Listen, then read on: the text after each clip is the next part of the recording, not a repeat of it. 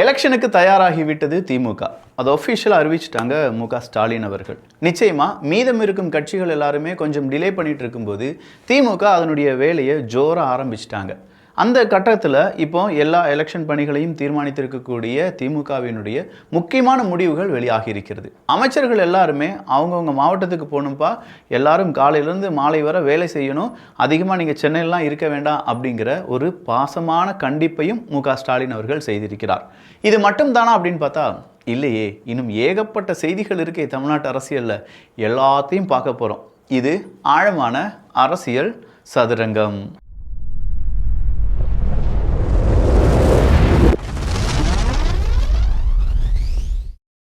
4 வயசுக்கு மேலே நம்ம வீட்டில் குழந்தைகள் இருக்காங்க. அவங்களுடைய பெரிஃபரல் விஷனை கொஞ்சம் டெவலப் பண்ணணும். அவங்களுடைய ரீடிங் கேப்பபிலிட்டி, ஃபோக்கஸ், அவங்களுடைய ஞாபகத்திறன், இது எல்லாத்தையுமே தினசரி 10 நிமிஷம் அந்த மெஷின் கூட நம்ம ஸ்பெண்ட் பண்ணோம்னா இம்ப்ரூவ் பண்ண முடியும். அப்படிப்பட்ட ஒரு மிஷின் தான் இந்த ஸ்கல்ட் ஃபோக்கஸ் ட்ரைனிங் மிஷின். ஏகப்பட்ட வெப்சைட்டில் 3000 2500 இருக்குது. கிட்ஸ் பெஸ்ட்டில் 1199. வேணுங்கிறவங்களுக்கான லிங்க் கீழே டிஸ்கிரிப்ஷனில் இருக்குது. இதுக்கான கம்ப்ளீட் டீட்டெயில்ஸ் இந்த வீடியோக்கு எண்டில் இருக்குது. வேணுங்கிறவங்க பார்த்துக்கோங்க. விபத்து நம்ம ஏற்படுத்துகிறோன்னு வச்சுக்கோங்களேன். சப்போஸ் ஒரு சின்ன ஆக்சிடென்ட் ஏற்படுத்துகிறோன்னா நம்ம என்ன செய்யணும்? மனசார போய் மன்னிப்பு கேட்கணும். மன்னிப்பு கேட்கறதுக்கு முன்னாடி யாருக்காவது அடிபட்டிருக்கா, அவங்கள ஹாஸ்பிட்டல் கொண்டு போகணுமா அப்படின்னு சொல்லி அந்த ஹாஸ்பிட்டலுக்கு கொண்டு போகணும். சப்போஸ் அவங்களுக்கு ரொம்ப பெரிய அளவில் அடி இருக்குன்னா அவங்களுக்கு என்ன செலவாகுமோ அது எல்லாமே நாம் ஏற்றுக்கொண்டு அவங்களுக்கு கம்ப்ளீட்டாக ரெக்கவரி ஆகிற வரைக்கும் அவங்கள நம்ம பார்த்து கொள்ள வேண்டும். இதுதான் மனிதாபிமானம். ஏன்னா நாம் ஏற்படுத்திய விபத்துக்கு நாம் தான் பொறுப்பு. அதை அப்படி தான் செய்யணும். ஆனால் இந்த அதிகாரத்தில் இருக்கிறவங்க, அரசியல்வாதியாக இருக்கிறவங்க, ஏதாவது ஒரு தவறு அவங்க செஞ்சுட்டு அதை தட்டி கேட்டோம்னா திரும்ப நம்மளே அடிக்கிறது அப்படிங்கிறதெல்லாம் திமுக செஞ்சாலும் சரி, அதிமுக செஞ்சாலும் சரி, எங்களுக்கு இரண்டுமே ஒன்று தான். இன்றைக்கி ஒரு செய்தியை நான் பார்க்கிறேன். எந்த ஒரு தவறு நடந்தாலும் அதை மக்கள் மத்தியில் கொண்டு வர வேண்டியது யார் அப்படின்னு பார்த்தீங்கன்னா ஊடகம்தான். அந்த ஊடகம் அதை சரியாக செஞ்சாதான் நமக்கும் என்ன நடக்குது, நல்லது என்ன நடக்குது, கெட்டது என்ன நடக்குது அப்படிங்கிறது தெரிய வரும். அதை பொறுத்து நம்முடைய முடிவுகளையும் நம்முடைய அடுத்த கட்ட திட்டங்களையும் நம்மளால் வகுக்க முடியும். இன்றைக்கி நான் அந்த பார்த்த வீடியோவில் விபத்து ஏற்படுத்தியதற்காக நீதி கேட்ட நரிக்குறவர் மக்களை தாக்கிய முன்னாள் அதிமுக ஊராட்சி மன்ற தலைவர் வெளியான அதிர்ச்சி காட்சி அப்படின்னு சொல்லி ஒரு வீடியோவை பார்த்தேன். அவங்க கேட்டு வந்திருக்கிறது நீதியாக தான் இருக்கும். ஏன்னா பாமர மக்கள், நரிக்குறவர் மக்கள், அப்படிப்பட்ட மக்களை போட்டு அடிக்கிறது, அவங்கள கெட்ட வார்த்தையில் திட்டுறது, திரும்ப அவங்களும் திட்டுறாங்க. பட் ஆனாலுமே இது எப்படி சாத்தியம்? இந்த நரிக்குறவர்கள் மக்களை இல்லாட்டி சாதாரண மக்களை இவங்களெல்லாம் அடிக்கலாம் அப்படின்னு சொல்கிற அதிகாரத்தை யார் உங்களுக்கு கொடுத்தது? இதை தான் மக்கள் கேட்க வேண்டும். இதை மக்கள் கேட்பதை விட நல்ல ஒரு அரசியல் தலைவராக எடப்பாடி பழனிசாமி அவர்கள் இருந்தார்கள் என்றால் இவர் மீது நாளைக்கு எடுக்கக்கூடிய அந்த நன்னடத்தை நடவடிக்கை இருக்குது பார்த்தீங்களா, அது பேசும். ஏன்னா பல கட்சிகளில் இதே மாதிரியான தவறுகள் நடந்து கொண்டு இருக்கிறது. அவங்கள கட்சியை விட்டு நீக்குவது, இல்லை எதிர்கால ஏதாவது ஒரு கருத்துக்களை சொல்வது, இது எல்லாமே நடந்துட்டு தான் இருக்குது. அதிமுகவினுடைய சார்பாக இதற்கு ஏதாவது பதில் கிடைக்குமா அப்படிங்கிறத எதிர்பார்க்கலாம். அடுத்ததா வைஷ்ணவி. யார் இந்த வைஷ்ணவி? எல்லாரும் அந்த வைஷ்ணவி என்ன தெரியுமா சொல்கிறாங்க? பத்மபிரியா 2.0 அப்படின்னு சொல்கிறாங்க. வைஷ்ணவி யார் அப்படின்னு பார்த்தீங்கன்னா தாவேகாவினுடைய ஒரு செயல் வீரர் அப்படின்னு வச்சுக்கோங்க, இல்லாட்டி ஓல்ஃப் வாரியர் இல்லையே, அவங்க ஏதோ வாரியர் சொன்னாங்க, அந்த வாரியர் தான். அப்போ இவங்க யார் அப்படின்னு பார்த்தா தாவேக்கால அரசியல் செய்வதற்காக வந்தாங்க. எல்லாரும் அவங்கள ஒரு க்ரஷ் மெட்டீரியலாக பார்க்குறாங்க அப்படின்னு சொல்கிற இன்டர்வியூ நீங்கள் பார்த்துருப்பீங்க. யாரும் அதை மறந்துருக்க மாட்டீங்க நான் நம்புகிறேன். ஸோ என்னை ஏன் க்ரஷ் மெட்டீரியலாக பார்க்குறீங்க?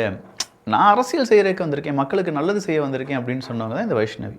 வைஷ்ணவி இப்போ தாவேக்கா விட்டு நீங்குகிறார்களாம். இதை இன்னைக்கு பல ஊடகங்கள் தலைப்புச் செய்தியாக வெளியிட்டிருக்கிறார்கள். அவங்களுடைய டைட்டில் கார்டாக இருக்கட்டும், அதுக்குன்னு டிசைன் பண்ணக்கூடிய பல விஷயங்களை செஞ்சு ஏகப்பட்ட ரிசோர்ஸை யூஸ் பண்ணி வைஷ்ணவி தாவேக்கா விட்டு விலகல் அப்படின்னு சொல்லி பெரிய கொட்டை எழுத்துலலாம் போட்டு செஞ்சுருக்காங்க. இது ஒரு சாதாரண நிகழ்வு தான். இதே மாதிரி திமுகலேருந்தும் 1000 பேர் வெளியில் போவாங்க, 1000 பேர் உள்ளே வருவாங்க. அதிமுகலேருந்தும் இப்படி தான், நாம் தமிழர் கட்சியும் இப்படி தான். ஆனால் இங்கே இருக்கக்கூடிய சிக்கல் என்னென்னா ஊடகம் யாருடைய கண்ட்ரோலில் இருக்குது அப்படிங்கிறத ஈஸியாக நம்மளால் தெரிந்து கொள்ள முடியும். எப்படி? தமிழக வெற்றி கழகத்தை சார்ந்த வைஷ்ணவி வெளியில் போயிட்டாங்க, தலைப்புச் செய்தியாக மாற்றப்படுகிறது. நாம் தமிழர் கட்சியை விட்டு யாராவது வெளியில் வந்துட்டாங்கன்னா உடனடியாக என்ன செய்வாங்கன்னா கட்சியே காலி ஆயிடுச்சு, கூடாரமே எம்டி ஆயிடுச்சு, இனி நாம் தமிழர் கட்சியில் யாருமே இல்லை அப்படின்னு சொல்கிற அளவுக்கு ஏகப்பட்ட நியூஸ் மீடியாவிலேருந்து செய்தி வெளியாகிக்கிட்டே இருக்கும். பார்க்கக்கூடிய மக்கள் என்னையா இது, அப்போ உண்மையிலேயே கட்சி காலி ஆயிடுச்சா அப்படின்னு சொல்லி யோசிக்க வச்சுருவாங்க. ஆனால் என்ன, அடுத்ததான் நாம் தமிழர் கட்சியினுடைய கூட்டம் கூடும்போது தான் தெரியும், ஏகப்பட்ட கூட்டம் இருக்கையா, கட்சி காலி ஆயிடுச்சு சொன்னீங்க, அப்படி ஒன்றும் தெரியலையே அப்படின்னு சொல்கிற அந்த ஒரு மனநிலைமைக்கு நம்ம வருவோம். அது வரையிலும் நம்மை ஒரு பிரம்ம பிடித்த லெவலில் தான் வச்சுருப்பாங்க. அப்போ இந்த ஊடகத்தினுடைய பவர் என்ன செய்யுது? மக்கள் யோசிக்கக்கூடிய திறனை கட்டுப்படுத்துது. சொல்லப்போனால் கண்ட்ரோல் பண்ணுது அப்படின்னு சொல்லலாம். இந்த கண்ட்ரோல் மெக்கானிசத்தை நம்ம கண்டுபிடிச்சு எந்தெந்த ஊடகம் யாருக்கு ஆதரவாக செயல்பட்டு இருக்காங்க அப்படிங்கிறத தோலுரித்து விட்டோம் என்றால் இந்த இன்டர்நெட்டை பார்க்கக்கூடிய நமக்கு டிபி ட்ரூப்ஸுக்கு ஓரளவுக்கு தெரியும் எந்தெந்த ஊடகம் எந்த மாதிரியான கட்சிகளுடன் சார்பு இருக்கக்கூடிய ஊடகமாக இருக்குது அப்படின்னு சொல்லி. இதை நீங்கள் 4 பேருக்கு சொல்லிக் கொடுங்க. ஈவன் நீங்கள் உங்கள் அப்பா அம்மாவாக இருக்கும், அவங்களும் அரசியல் பழகக்கூடிய நபர்களாக இருப்பாங்க, அரசியல் பேசக்கூடிய நபர்களாக இருப்பாங்க.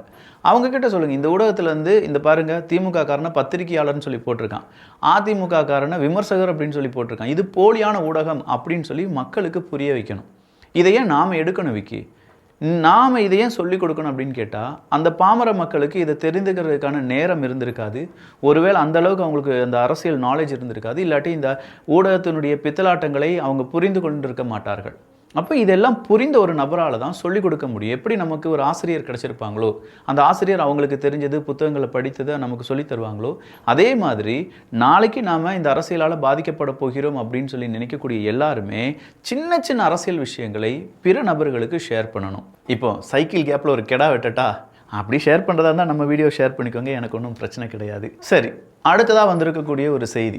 ஈரோடு அருகே தோட்டத்து வீட்டில் தனியாக வசித்த தம்பதி அடித்து கொலை செய்யப்பட்டு நகை பணம் கொள்ளடிக்கப்பட்ட சம்பவம் பெரும் பரபரப்பை ஏற்படுத்தியிருக்கிறது. கடந்த 2 தினங்களாக இந்த செய்தி மனசை போட்டு உலுக்கிக்கிட்டே இருக்குது. இது ஈரோடு. முதல்ல திருப்பூரில் ஒன்று நடந்துச்சு, ஞாபகம் இருக்கா? வீட்டு தோட்டத்தில் 3 பேரை போட்டு கொண்டுட்டாங்க அப்படின்னு சொல்லி. இவங்க யாருடைய அப்பா அம்மா கிராமத்தில் அவங்களுக்கு ஒரு வீடு இருக்குது, தனியாக ஒரு வீடு இருக்குது, அந்த வீட்டில் இருக்காங்க. அவங்கள அடித்து நகை பணம் அப்படின்னு சொல்லிட்டு பிடுங்கிட்டு போகிறதுக்கு ஒரு கூட்டம் ஏகப்பட்ட இடங்களில் செயல்பட்டு கொண்டிருக்கிறார்களே. தமிழ்நாட்டினுடைய சட்ட ஒழுங்கு என்ன செய்கிறது அப்படிங்கிற கேள்வியை அண்ணன் சீமான் அவர்கள் வச்சுருக்காங்க, எடப்பாடி பழனிசாமி அவர்கள் வச்சுருக்காங்க. இந்த 2 பேரும் வச்சது இல்லாமல் அடுத்ததாக நாகேந்திரன் அவர்களும் சின்ன ப்ரெஸ் மீட்டில் பேசியிருக்காரு அப்படின்னு பார்த்துக்கலாம். அப்போது இந்த இடத்துல நாம் என்ன செய்ய போகிறோம் அப்படிங்கிறது தெரியல. கண்டிப்பாக வீட்டில் பேரண்ட்ஸ் தனியாக தான் இருக்காங்க அப்படின்னா ஒரு சிசிடிவியை ஃபஸ்ட்டு ஃபிட் பண்ணுங்கள். வேறு வழியே இல்லை. 10 ரூபா 15,000 ரூபா ஆகும். மெஜாரிட்டியாக மேக்ஸிமமாக ஒரு 15,000 20,000 ரூபா ஆகும்னு வச்சுக்கோங்களேன். ஒரு 2 சிசிடிவி இல்லாட்டி 4 கேமரா வச்சு ஒரு சிசிடிவி செட்டப் அப்படிங்கிறது செய்கிறதுக்கு. அதை நீங்கள் செஞ்சு வச்சுட்டிங்கன்னா வர்றவனுக்கும் கொஞ்சம் பயம் இருக்கும், நமக்கும் கொஞ்சம் மனசில் நிம்மதி இருக்கும். சரி, நம்ம வீட்டை கண்காணிச்சிட்ருக்கோம், நம்ம அப்பா அம்மாவை கண்காணிச்சிட்ருக்கோம். ஏன்னா எல்லாமே இப்போ ஐபி அடிச்சுட்டு நேரடியாக அக்கௌண்ட்டு லாகின் பண்ணிட்டோம்னா அங்கே என்ன ஆயிரும், இன்டர்நெட்லாம் இருக்கிற மாதிரி இருந்துச்சுன்னா அங்கே வந்துடும். அப்படி இல்லைனா கூட பரவாயில்லை, அந்த சிசிடிவியை பார்க்கும்போது குற்றம் செய்யக்கூடிய அவர்களுடைய அந்த எண்ணம் கொஞ்சம் கம்மியாகும், பயப்படுவாங்க. ஸோ வீட்டில் யாராவது தனியாக இருக்காங்க, உங்களுடைய அப்பா அம்மா தனியாக இருக்காங்க அப்படின்னா நீங்கள் கண்டிப்பாக செய்ய வேண்டியது இதுதான், வேறு வழியே இல்லை. ஏன்னா இந்த மாதிரியான கொடூரர்களிலிருந்து நம்மை காப்பாற்றிக்கொள்ள நாம் தான் முயற்சி செய்யணுமே தவிர அரசாங்கம் எப்போ வரும், காவல்துறை எப்போ வராங்க அப்படின்னா எல்லாம் கொன்று முடித்து ரத்தம்லாம் உறைந்த பிறகு அவங்க வருவாங்க. ஏன்னா அப்போ தான் அவங்களுக்கு நியூஸே கிடைக்குமா இருக்கும். அவங்க வந்து பார்ப்பாங்க, பார்க்கும்போது இறந்துட்டாங்க, எங்களால் ஒன்றும் செய்ய முடியல. அடுத்தது என்ன செய்வாங்க, மோப்ப நாயெல்லாம் கொண்டு வந்து அவங்க குற்றவாளியை தேடி போயிடுவாங்க. ஆனால் நமக்கு போனது நம்முடைய அப்பா அம்மாவினுடைய உயிர் அப்படின்னு சொல்கிறத நம்மளால் அக்செப்ட் பண்ண முடியுதா? ஸோ வீட்டுக்கு ஒரு நாய் வளர்க்கணும் அப்படிலாம் சொல்கிறது அந்த காலகட்டம். பட் இப்போலாம் அது சாத்தியமா அப்படிங்கிறது தெரியல. கண்டிப்பாக நம்மை பாதுகாப்பதற்கு நாம் என்ன செய்யணுமோ அதெல்லாம் செஞ்சுருங்க. இது ஒரு உதாரணமான செய்தி தான். இதை வச்சுட்டு நாளைக்கு 4 பேர் பாதிப்படைஞ்சிடக்கூடாது அப்படிங்கிறதுக்காக தான் நான் இந்த செய்தியை சொல்கிறேன். இது அரசியல் இருக்கா, சட்ட ஒழுங்கு சீர்கெட்டு இருக்கா அப்படிங்கிறதெல்லாம் நீங்கள் உங்களுடைய கருத்துக்களாக பதிவு பண்ணிக்கோங்க. ஆனால் நான் சொல்கிறது என்னென்னா, இதே மாதிரியான ஒரு இழப்பு நம்ம குடும்பத்தில் வராமல் பாதுகாப்பதற்கு என்ன செய்ய வேண்டும் அப்படிங்கிற முன்னெச்சரிக்கை நடவடிக்கையில் ஈடுபட்டு கொள்ளுங்கள். தயவு செஞ்சு இதை கொஞ்சம் உங்கள் மூளையில் போட்டுக்கோங்க. யாராவது தனியாக இருக்காங்க, நம்ம வீட்டில் நம்ம வேலைக்கு தான் அடிக்கடி வேலைக்கு போகிறோம், வீட்டில் பொண்டாட்டி மட்டும்தான் தனியாக இருப்பாங்க, இல்லாட்டி பிள்ளைகள் மட்டும்தான் தனியாக இருப்பாங்க அப்படின்னா அவங்களை எப்படி சேஃப்கார்ட் பண்ணுறது அப்படிங்கிறத பற்றி இன்றைக்கி நீங்கள் யோசித்தா தான் நாளைக்கு அதுக்கான முடிவை எடுக்க வேண்டும். இல்லை நம்ம யோசிச்சுக்கிட்டே இருந்தோம்னா யோசிச்சுக்கிட்டே தான் இருப்போம். கடைசியாக ஏதாவது ஒரு நெகட்டிவ் செய்திகள் அங்கேருந்து வரும்போது தான் மனசு வலிக்கும் அப்படிங்கிறத புரிஞ்சுக்கோங்க. அடுத்ததாக எடப்பாடி பழனிசாமி அவர்கள் கேட்டிருக்காங்க, கூட்டணி என்றதும் கோபம் எரிச்சல் உங்களுக்கு ஏன் வருது? இது எங்கள் கட்சிங்க, நாங்கள் யார்கிட்ட வேணாலும் கூட்டணி வச்சுக்கிறோம். இன்னும் ஏகப்பட்ட கட்சிகளுடன் பேச்சுவார்த்தையில் ஈடுபட்டுருக்கோம். நாங்கள் கூட்டணி வைக்கிறத பற்றி ஏன்பா திமுக காரங்க கோவப்பட்டு எரிச்சல் பட்டு துன்பப்பட்டு துயரப்பட்டு இப்படிலாம் நிறைய பட்டுட்ருக்கீங்க அப்படிங்கிற கேள்வியை எடப்பாடி பழனிசாமி அவர்கள் கேட்டிருக்காங்க. அதே மாதிரி சாதனை செய்தார் ஸ்டாலின் அவர்கள் அப்படின்னு சொல்லி சட்டமன்றத்திலேயே நம்ம ஸ்டாலின் அவர்கள் பேசினாங்க. இப்போ மட்டும் கருணாநிதி அவர்கள் உயிருடன் இருந்தார்கள் என்றால் சாதனை என்றால் அது ஸ்டாலின் தான் அப்படிங்கிற மாதிரி வார்த்தையெல்லாம் பேசியிருந்தாங்கல்ல. அதற்கு இன்றைக்கி எடப்பாடி பழனிசாமி அவர்கள் ஒரு கவுண்டர் கொடுத்துருக்காங்க. உதயநிதி துணை முதல்வராக்கியது தான் சாதனை, அதிமுக பொதுச் செயலாளர் எடப்பாடி பழனிசாமி அவர்கள் அப்படின்னு சொல்கிற அந்த கருத்தை நம்மளால் பார்க்க முடிஞ்சிச்சு. உண்மையிலேயே உதயநிதி ஸ்டாலின் அவர்களுடைய பேச்சுக்கள் இப்போ அதிகமாக இல்லை. நிறைய பேர் அதை பேசுகிறதே கிடையாது. அவர் இருக்காரா, அரசியல் இருக்காரா அப்படிங்கிற ஒரு கேள்வியே இருக்குது. அங்கங்கே திமுக காரங்க உதயநிதி அப்படிங்கிற பெயரை அடி போட்டு வச்சுக்கிறாங்க. ஆனால் உண்மையான அரசியலில் மக்கள் பார்வையில் உதயநிதி அவர்களுடைய பெயர் இருக்கா அப்படின்னு கேட்டால் இல்லை. டம்மி பையாவாக மாறிட்டு இருக்காரு உதயநிதி. 2026க்கு பிறகு அவரை ஸ்டார்டமாக வளர்த்து வருவார்கள். ஆனால் 2026 எந்த கன்ஃபியூஷனும் வேண்டாம், திமுகக்குள்ளேயே உள்ள பிரச்சனைகள் வேண்டாம். ஏன்னா நிறைய சீனியர்ஸ் இருக்காங்க, சீனியர்ஸ்னுடைய நிறைய மகன்கள் இருக்காங்க, அவங்களுடைய வாரிசுகள் இருக்குது. இதெல்லாம் விட இப்போ உதயநிதி ஸ்டாலின் அவர்களுக்கு முன்னுரிமை கொடுக்கப்பட்டது அப்படிங்கிறது ஒரு பிரச்சனை வரும். அது இல்லாமல் ஸ்டாலின் அவர்கள் நல்லா தான் இருக்கார், அவருக்கு ஹெல்த்துக்கெலாம் பிரச்சனை ஒன்றும் கிடையாது அப்படின்னு சொல்லும்போது எதற்காக இப்போ உதயநிதி ஸ்டாலின் அவர்களை நம்ம முதலமைச்சர் கேண்டிடேட் லெவலுக்கு கொண்டு போகணும் அப்படின்னு சொல்லி கூட அவங்க நினச்சிருக்கலாம். எது எப்படி இருந்தாலும் இப்போதைக்கு உதயநிதி ஸ்டாலின் அவர்களுடைய செய்திகள் ரொம்பவே கம்மியாக தான் வந்துட்டு இருக்கு. பாமக பாடலால் வெடித்த சர்ச்சை. சித்திரை முழு நிலவு மாநாட்டை ஒட்டி ராமதாஸ் மற்றும் அன்புமணி தனித்தனியாக பாடல்களை வெளியிட்ட நிலையில் அன்புமணி ராமதாஸ் அவர்கள் வெளியிட்ட அந்த பாடலில் அவரை மட்டுமே உயர்த்தி பேசுகிற மாதிரியும், ராமதாஸ் அவர்களே கொஞ்சம் அதிகமாக உயர்த்தி பேசாத மாதிரியும், அவருக்கே தெரியாமல் அந்த பாட்டை ரிலீஸ் பண்ணிட்டாங்க அப்படின்னு சொல்லி ஏகப்பட்ட சண்டை சச்சரவு, பெரிய அளவு விமர்சனங்கள் எல்லாமே வந்தது. அந்த விமர்சனத்தை அடுத்த பாடலை வெளியிட்டு ராமதாஸ் அவர்களை புகழ்த்தி பாடுற மாதிரியான ஒரு பாடலை வெளியிட்டு முற்றுப்புள்ளி வைத்தார் அன்புமணி ராமதாஸ் அவர்கள் அப்படிங்கிற ஒரு செய்தியை பார்க்கும்போது, அப்பா மகனாகவே இருந்தாலும் ஆட்சிக்கும் அதிகாரத்துக்கும் சண்டைகள் வரும். அந்த சண்டைகளில் ஏகப்பட்ட காம்ப்ரமைஸ் செய்ய வேண்டியதாக இருக்கும். ஒரு கட்சியை வழிநடத்துவதற்கும் அந்த கட்சியை ஒரு சேர கொண்டு போவதற்கும் ஏகப்பட்ட தியாகங்களை செய்ய வேண்டியிருக்கும் அப்படிங்கிறத நம்மளால் உணர்ந்து கொள்ள முடிகிறது. திமுகவினுடைய முக்கியமான கூட்டம் நடைபெறுது. இந்த கூட்டத்தில் தான் ஸ்டாலின் அவர்கள் பேசின பேச்சு, அமைச்சர்கள் எல்லாருமே அவங்கவுங்க மாவட்டத்துக்கு போகணும், அதே மாதிரி யார் வேட்பாளர் அப்படிங்கிறத தலைமை முடிவு செய்யும், இவங்க தான் வேட்பாளராக இருக்கணும், இவங்க வேட்பாளராக இருக்கக்கூடாது அப்படிங்கிற அந்த குரல்லாம் வரக்கூடாது. ஒவ்வொரு மாவட்டத்தில் உள்ளவங்க அவங்கவுங்க வேலையை பாருங்க, வெற்றி பெறக்கூடிய நபரை தான் நாங்கள் தீர்மானித்து அங்கே நிறுத்துவோம், அவங்களுக்காக நீங்கள் என்ன செய்யணும், களப்பணி ஆற்ற வேண்டும், அவங்கள வெற்றி பெற வைக்க வேண்டும் அப்படின்னு சொல்லி ஸ்டாலின் அவர்கள் கூறியிருக்கிறார்கள். அது மட்டும் இல்லாமல் நாடு போற்றும் 4 ஆண்டு தொடரட்டும் இது பல்லாண்டு அப்படின்னு சொல்கிற டைட்டிலுடன் சுமார் 1244 இடங்களில் கூட்டங்கள் அப்படிங்கிறது நடைபெற போகிறது. ஜூன் 1ஆம் தேதி மதுரையில் திமுகவினுடைய பொதுக்குழு கூட்டம் அப்படிங்கிறது நடைபெற போகிறது. அவர் கோயம்புத்தூருக்கு போனார், சின்னவர் கோயம்புத்தூருக்கு வந்தார், அவர் மதுரைக்கு போனார், இப்போ பெரியவர் மதுரைக்கு வராரு.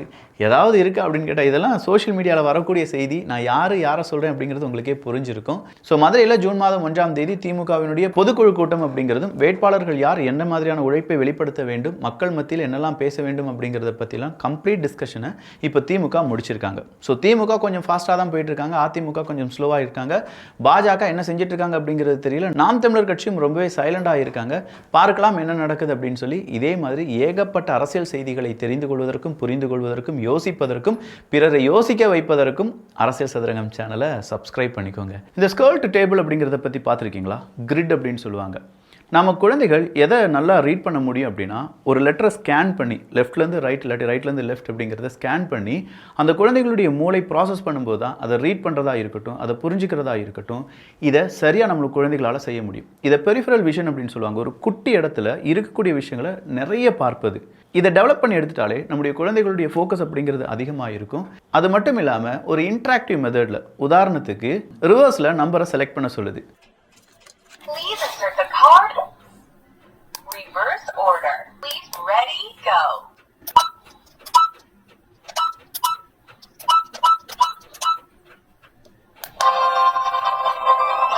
ஸோ நம்ம ரிவர்ஸில் நம்பரை செலக்ட் பண்ணும்போது மேலே அதுக்கான டைம் எவ்வளோ எடுத்துக்கிட்டோம், எத்தனை ஸ்டார் கிடச்சிருக்கு அப்படிங்கிற அந்த டீட்டெயில்ஸ் இது எல்லாமே நமக்கு கிடைக்கும்.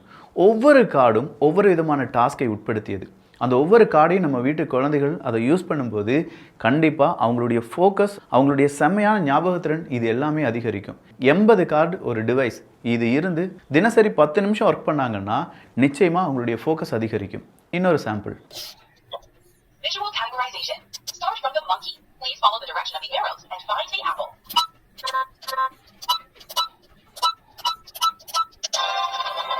Start from the monkey. Please follow the direction of the arrows and find the pumpkin.